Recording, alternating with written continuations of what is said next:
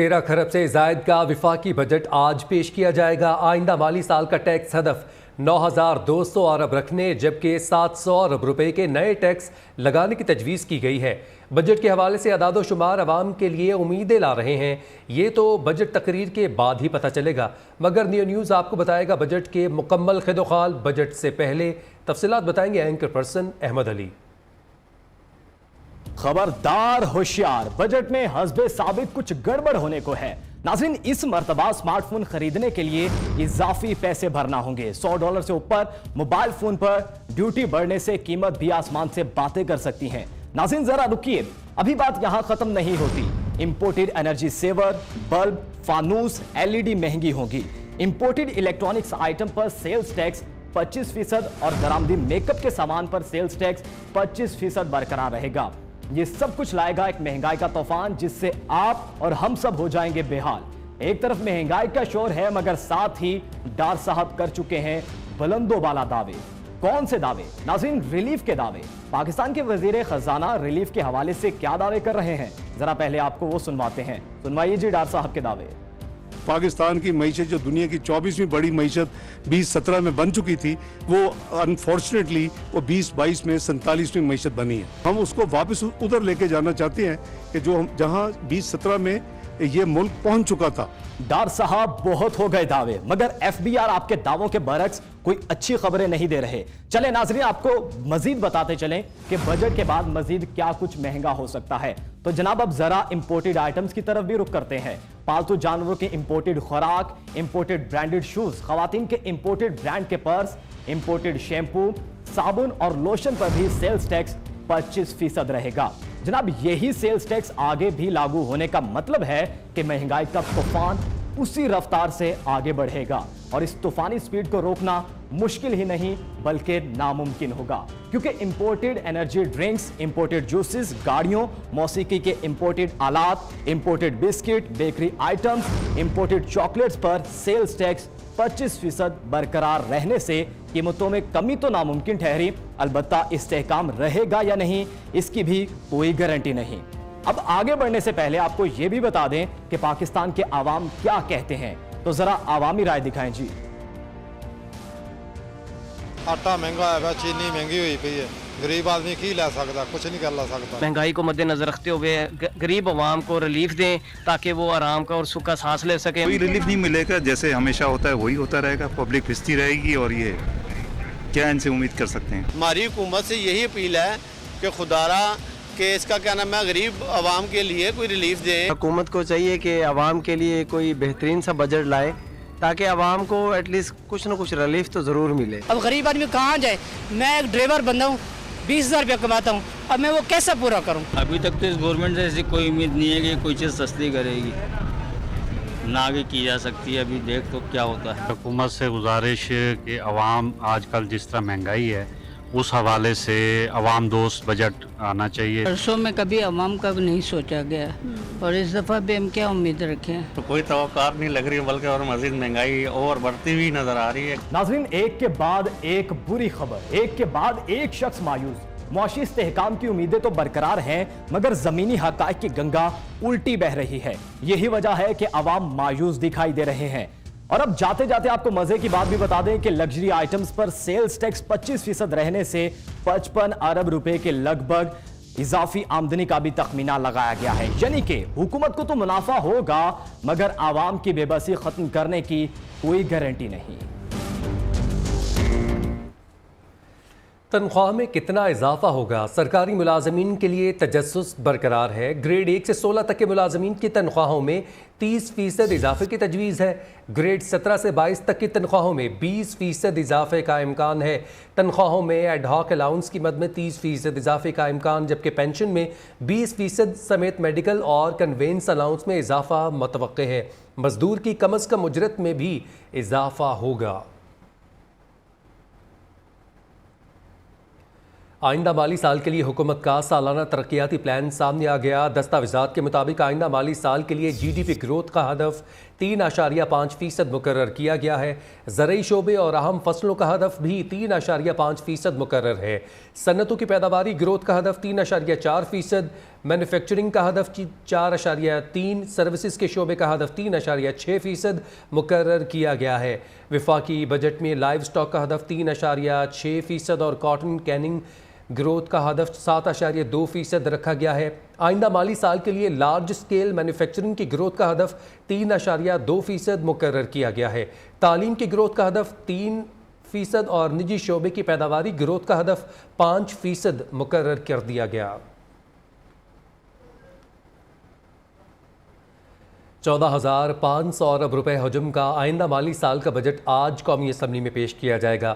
Budget خزانہ 7.7% اور tax وصولیوں کا ہدف 9,200 ارب روپے رکھنے کا امکان ہے۔ مجموعی طور پر ترقیاتی بجٹ 2,709 ارب روپے کا ہوگا۔ نان ٹیکس آمدن 2,800 ارب، سبسڈی کا حجم 1,300 ارب روپے رکھنے کی تجویز، دفاع کے لیے 1,800 ارب، قرض اور سود کی ادائیگی کے لیے 7,300 ارب روپے مختص کیے جائیں گے۔ وفاقی بجٹ میں مزید کن شعبوں پر فوکس کیا گیا ہے، تفصیلات جانتے ہیں شہراز احمد شہرازی سے۔ جی شہراز۔ دیکھیے فیضان، بالکل نئے مالی سال کا بجٹ جو ہے وہ آج قومی اسمبلی میں پیش کیا جائے گا اور بجٹ سے پہلے وفاقی کابینہ سے بھی بجٹ کی جو ہے منظوری لی جائے گی اور انتہائی جو معاشی صورتحال ہے انتہائی ابتر ہے، اور ان صورتحال میں جو ہے آج پاکستان ڈیموکریٹک موومنٹ کی جو متحدہ حکومت ہے وہ دوسرا بجٹ جو ہے وہ پیش کرنے جا رہی ہے۔ تفصیلات سے بتا چلوں آپ کو تو بجٹ کا جو کل حجم ہے وہ تقریباً 14,500 ارب روپے ہے، جبکہ جو مالی خسارہ ہے وہ 7.7% رکھے جانے کا جو ہے وہ امکان ظاہر کیا ہے اس ذرائع نے۔ اس کے علاوہ اگلے مالی سال کے لیے جو ٹیکس وصولی کا جو ہدف ہے وہ بھی 9,200 ارب روپے رکھے جانے کا امکان ہے، جبکہ جو نان ٹیکس آمدن کی مد میں 2,800 ارب روپے کا ٹارگٹ جو ہے وہ مختص کیا جا رہا ہے۔ اب سے کچھ ہی دیر بعد باقاعدہ طور پر جو کابینہ کا اجلاس ہوگا اس میں بجٹ کی جو ہے منظوری لی جائے گی، اور جو آئندہ مالی سال کے بجٹ میں سبسڈی کا جو حجم ہے وہ تقریباً 1,300 ارب روپے جو ہے وہ تجویز کیا گیا ہے۔ اس کے علاوہ سب سے زیادہ سبسڈی پاور کے شعبے کو جو ہے وہ دی جائے گی اور اس میں 976 ارب روپے جو ہے وہ ہوگی، جبکہ قرض اور سود کی ادائیگی کے لیے 7,300 ارب روپے جو ہے وہ مختص کیے جانے کا امکان ظاہر کیا جا رہا ہے۔ آئندہ مالی جو بجٹ ہے اس میں دفاع کے لیے 1,800 ارب روپے جو ہے وہ رکھے جانے کا امکان ہے۔ اس کے علاوہ بے نظیر انکم سپورٹ پروگرام جو کہ پیپلز پارٹی کی حکومت کا سب سے اہم پروجیکٹ تھا، اس کے لیے بھی 430 ارب روپے جو ہے وہ مختص کیے گئے ہیں۔ اس کے علاوہ جو مجموعی طور پر 2,709 ارب روپے کا جو ترقیاتی بجٹ ہے وہ بھی آج پیش کیا جائے گا، اور مجموعی ترقیاتی بجٹ کا جو حجم ہے وہ پچھلے سال کے مقابلے میں 4% زیادہ ہے، یعنی معاشی صورتحال ابتر ہے، لیکن اس کے باوجود بھی جو ترقیاتی بجٹ کا حجم ہے وہ پچھلے سال کے مقابلے میں اس سال تقریباً 4% جو ہے وہ زیادہ ہے۔ اس کے علاوہ جو وفاقی ترقیاتی بجٹ کا حجم ہے وہ 1,150 ارب روپے تجویز ہے، جبکہ اگر صوبوں کی تھوڑی سی فیضان بات کر لی جائے تو سندھ کا ترقیاتی بجٹ جو ہے وہ سب سے زیادہ ہے اور 40% اضافے کے ساتھ 617 ارب روپے بجٹ جو ہے وہ سندھ صوبے کے لیے تجویز ہے۔ اس کے علاوہ پنجاب اور خیبر پختونخوا کا جو عبوری بجٹ ہے وہ صرف اور صرف 4 ماہ کے لیے تجویز ہے، وہ دوسرے نمبر پر جو بجٹ ہے پنجاب کا ہے، تقریباً 426 ارب روپے پنجاب کے لیے تجویز کیے گئے ہیں، جبکہ خیبر پختونخوا کا جو بجٹ ہے وہ 268 ارب روپے جو ہے وہ تجویز ہے۔ شہراز، آپ ہمارے ساتھ ہی موجود رہیے۔ آپ ہدف کے بارے میں بتا رہے تھے کہ کن شعبوں میں کتنا ہدف مقرر کیا گیا ہے۔ وزیر اعظم شہباز شریف کی زیر صدارت وفاقی کابینہ کا خصوصی اجلاس 3 بجے ہوگا۔ وفاقی کابینہ کے اجلاس کا 2 نکاتی ایجنڈا جاری کر دیا گیا ہے۔ اس حوالے سے کیا اپڈیٹس ہیں؟ شاکر عباسی بھی ہمارے ساتھ موجود ہیں۔ شاکر بتائیے گا، آج بجٹ پیش کیا جانا ہے، اس سے پہلے ای سی سی کے اجلاس کی جو فیصلوں کی توثیق ہے وہ بھی اس کیبنٹ کی میٹنگ میں لی جائے گی، کیا اپڈیٹس ہیں آپ کے پاس؟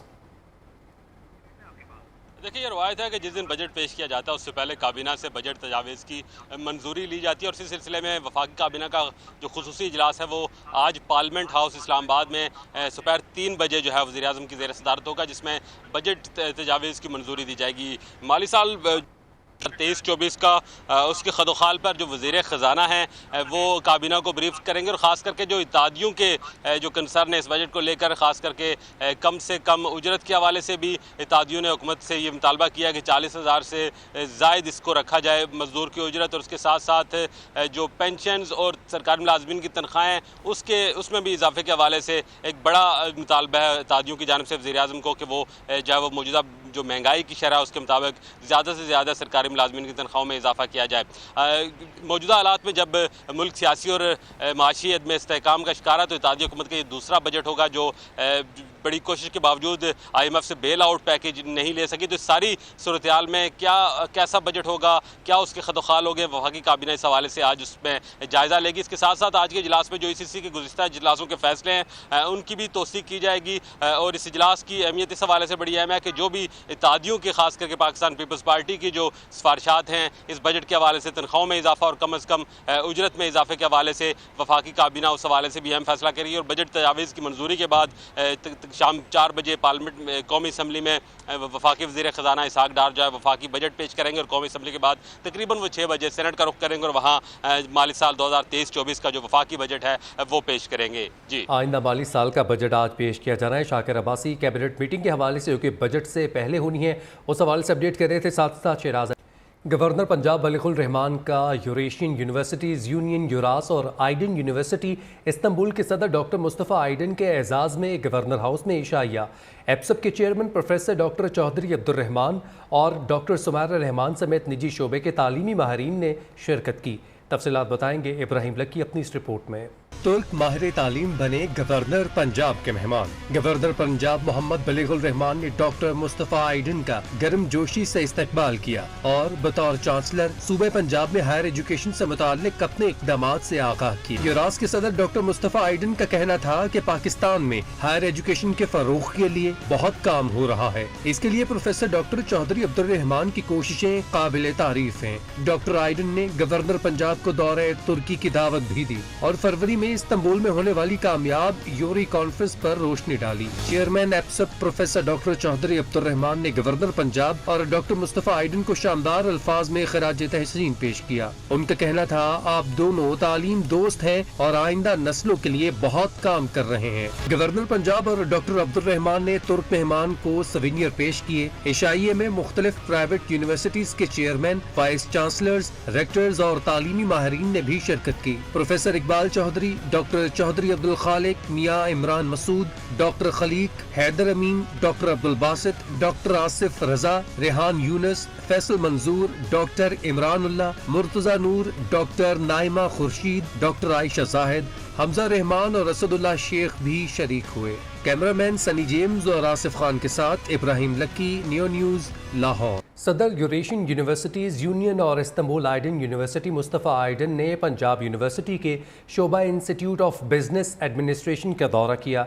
डायरेक्टर प्रोफेसर डॉक्टर मुक़द्दस रहमान ने IBA डिपार्टमेंट के बारे ब्रीफ किया। मुस्तफ़ा आइडन ने कहा कि यहाँ आकर घर जैसा माहौल लग रहा है।